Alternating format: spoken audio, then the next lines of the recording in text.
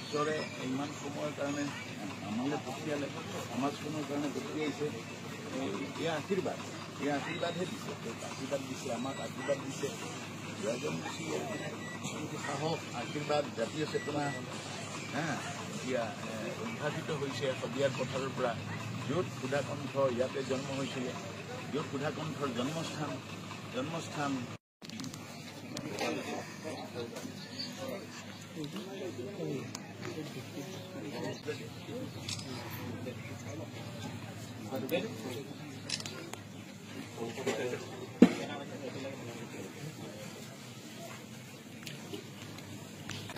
এই ঠাইত পুণ্য তীৰ্থ হওক, আৰু ইতিমধ্যে পুণ্য তীৰ্থ হ'ল ৰাজীৱ শদিয়া সমাধি তীৰ্থ। গতিকে এই তীৰ্থ যাতে অনন্ত পৰৰ কাৰণে জাতিৰ অনন্ত চেতনা হয়, সকলোৱে যাতে খবৰ ৰাখে, আমি এই জীৱ, গতিকে শান্তি আৰু সম্প্ৰীতি ঐক্য চেতনাৰ কাৰণে আমি এৰি দিছো। আপোনালোকৰ এটা হাত চাপৰিৰে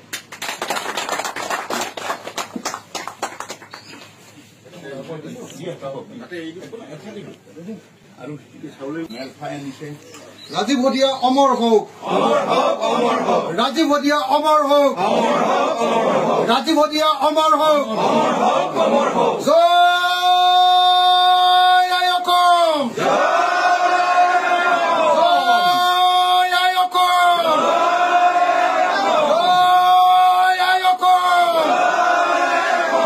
ৰাজীৱ শদিয়া অমৰ হওক, ৰাজীৱ শদিয়া অমৰ হওক, ৰাজীৱ শদিয়া অমৰ হওক।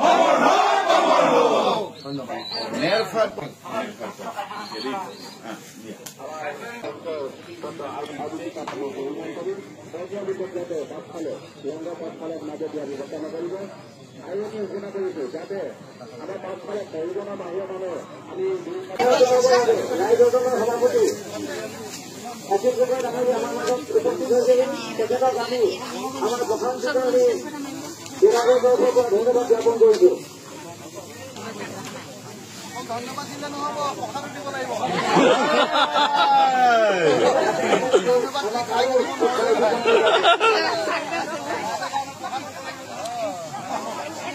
আটাইতকৈ পপুলাৰ মানুহটো আকৌ শদিয়াতে জন্ম। কি হ'ব পাৰেনো? ৰাজীৱ শদিয়া, ভূপেন হাজৰিকা। ভূপেন হাজৰিকাৰ তেনেকুৱা মানুহ হৈছিলে, আৰু এতিয়া ৰাজীৱ কম কথা নহয় কিন্তু দেই শদিয়া। মানুহবিলাকৰ মৰম চেনেহ বেছিকৈ ইয়াৰ মানুহবিলাকৰ সেইকাৰণে ভাল।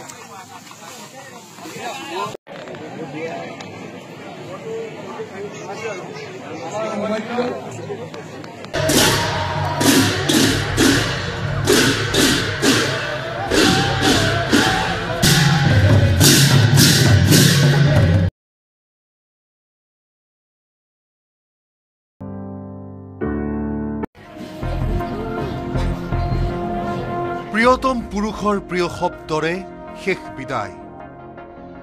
সকলোৱে সমস্যাৰে কপদে জয় আই অসম, জয় আই অসম, জয় আই অসম। স্বামী উপস্থিত থকা জনগণলৈ মই এই মঞ্চৰ পৰাই সেৱা জনাইছো। জাতি থাকে মানে ৰাজীৱ শদিয়া জীয়াই থাকিব।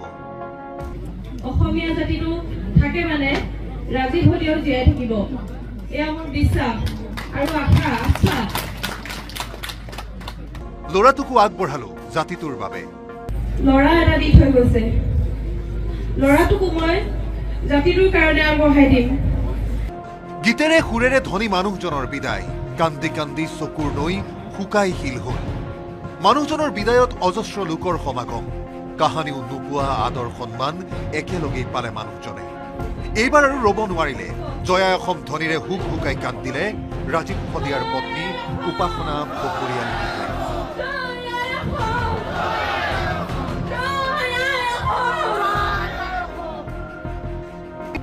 আপোনালোকৰ উপস্থিতিয়ে আমাৰ গোটেই পৰিয়ালটোক কিমান সাহস দিছে মই ভাষাৰে বুজাব নোৱাৰিম।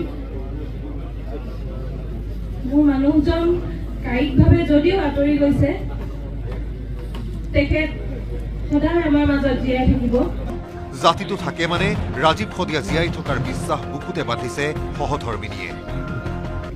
অসমীয়া জাতিটো থাকে মানে ৰাজীৱ শদিয়াও জীয়াই থাকিব, এয়া মোৰ বিশ্বাস আৰু আশা।